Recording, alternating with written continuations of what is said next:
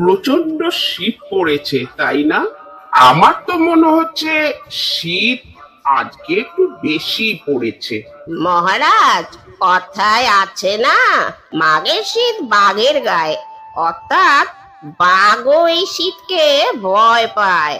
মন্ত্রী, ঢেড়া পিটিয়ে দিন নগরে।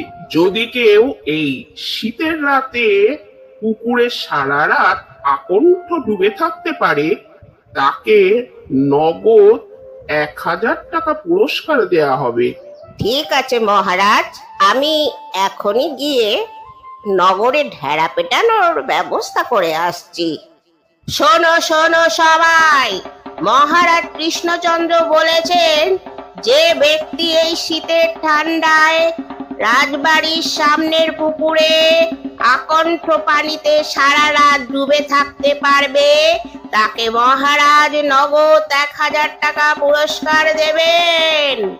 শোনো শোনো সবাই, মহারাজ কৃষ্ণচন্দ্র বলেছেন, যে ব্যক্তি এই শীতের ঠান্ডায় রাজবাড়ির সামনের পুকুরে আকণ্ঠ ডুবে থাকতে পারবে সারা রাত, তাকে মহারাজ নগদ 1000 টাকা পুরস্কার দেবেন।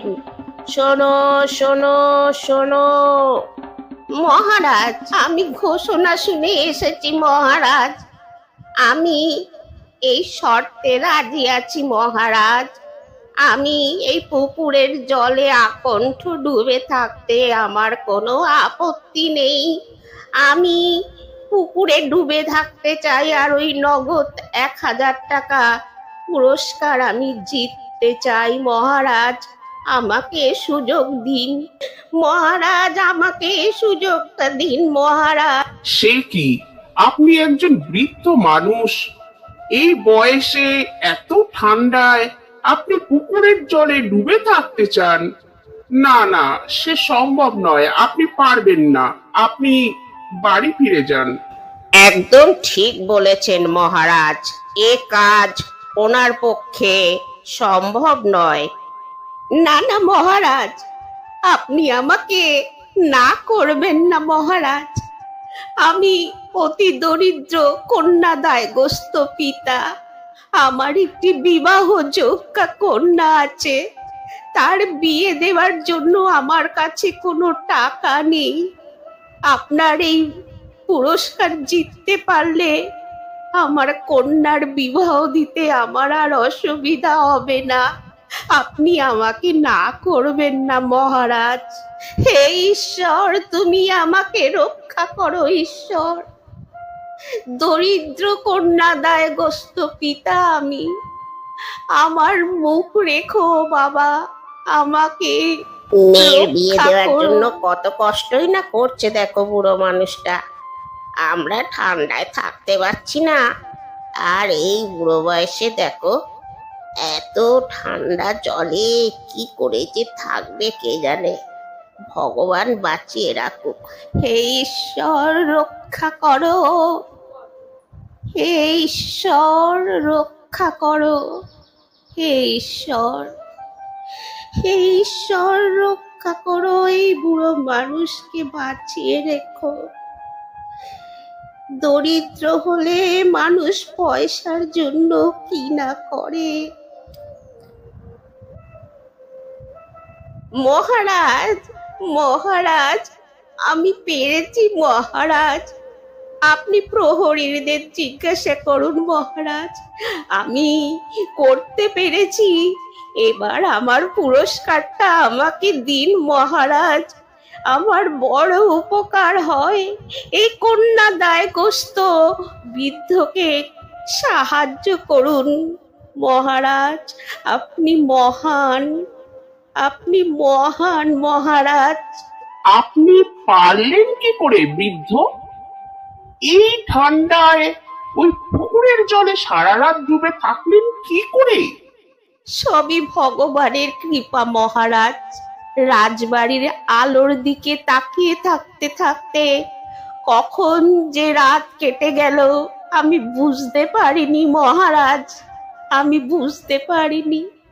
রাজবাড়ির আলোর দিকে তাকিয়ে আপনি সারা রাত এইভাবে কাটিয়ে দিলেন এই ঠান্ডায়? আশ্চর্য আপনার ক্ষমতা। মন্ত্রী মশাই, খাজাঞ্চিকে বলে ওনার 1000 টাকা পুরস্কারটা দিয়ে দিতে বলুন। মহারাজ, এ পুরস্কার তো ওনার পাওয়ার কথা নয়। কেন কেন মন্ত্রী মশাই, অন্যায়টা কি করলাম আমি যে আমি টাকাটা পাবো না? মহারাজ, রাজবাড়ির ওই আলোর উত্তাপেই উনি সারা রাত পুকুরে দাঁড়িয়ে থেকেছেন এই কনকনে ঠান্ডায়। রাজবাড়ির ওই আলোই ওনাকে উত্তাপ দিয়েছে। সুতরাং এই পুরস্কার কিন্তু ওনার প্রাপ্য নয়। হে ভগবান, হে ভগবান, এ কি বিচার, এ কি বিচার মহারাজ, এ কি বিচার!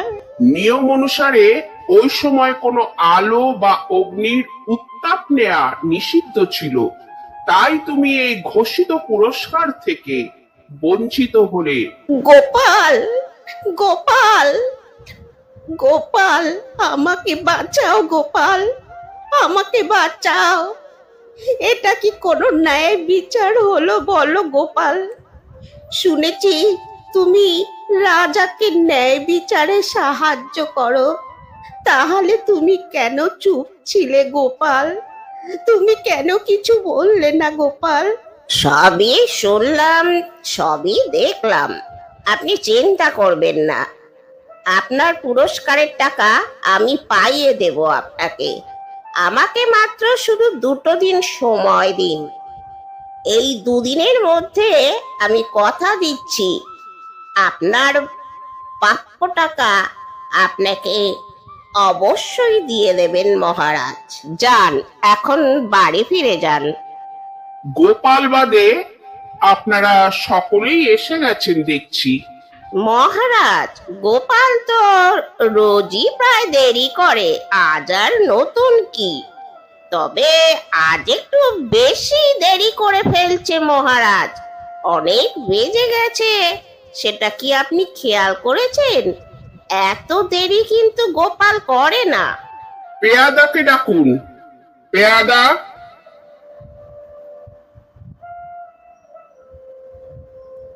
এক্ষুনি গোপালের বাড়ি গিয়ে বলো আমি গোপালকে রাজসভায় আসতে বলেছি, সে যেন এখনই রাজসভায় এসে যোগ দেয়।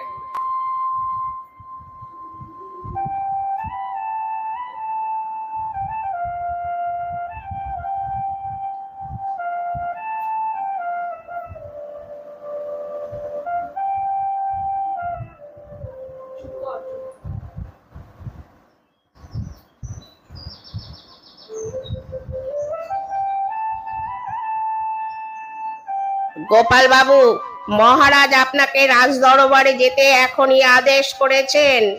তুমি রাজা মশাইয়ের কাছে গিয়ে বলো আমি খিচুড়ি রান্না করছি। খিচুড়িটা হবে, তারপর 2টো খিচুড়ি খেয়ে তবে রাজদরবারে যাব। যাও, গিয়ে রাজা মশাইকে বলো। আরে কি অদ্ভুত! এভাবে কি খিচুড়ি রান্না হয় নাকি? এ কি করছেন গোপাল বাবু? ও তুই বুঝবি না রে, তোকে যেটা বলেছি তুই কর। তুই রাজা মশাইয়ের কাছে গিয়ে বল গোপাল বাবু এখন খিচুড়ি রান্না করছে, খিচুড়ি খেয়ে তবে সে রাজসভায় আসবে। যা, যেটা বলছি সেটা কর। মহারাজ, গোপাল বাবু এখন খিচুড়ি রান্না করছে, খিচুড়ি রান্না হয়ে গেলে তবে সে রাজসভায় আসবে। কেন, তার বাড়িতে কি কেউ নেই নাকি?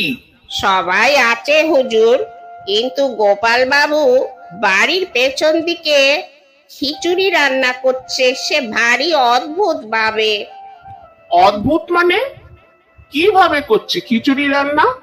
হুজুর, খিচুড়ির হাড়ি সেই উঁচু গাছের ডালে বাঁধা, আর গোপাল দাদা নিচ থেকে উনুনে আগুন দিচ্ছে।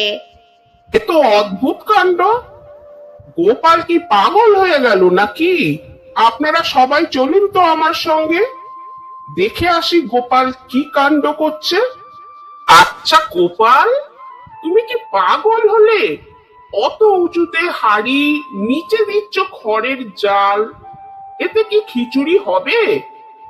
এত সামান্য আগুনের আঁচ কি অত উঁচুতে পৌঁছাতে পারে? হবে মহারাজ, হবে। যদি একটা বিজলি বাতি ওই সামান্য তাপ পুকুরের জল গরম করতে পারে, তাহলে এই সামান্য উচ্চতায় হাড়ির জল ঠিকই গরম হবে মহারাজ।